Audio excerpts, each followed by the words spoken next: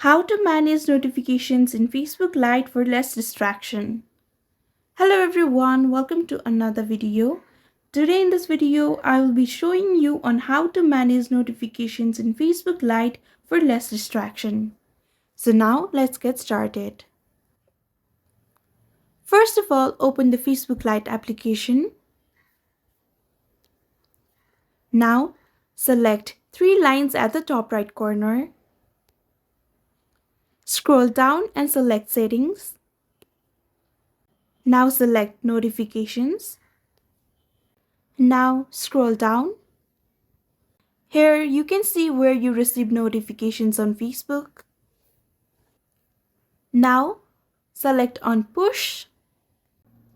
Turn off the Get Message notifications. And there you have it. So this is how we manage notifications in Facebook Lite for less distraction. I hope you found this video helpful. Don't forget to like, share and subscribe to our channel. Thank you so much for watching. See you in the next one.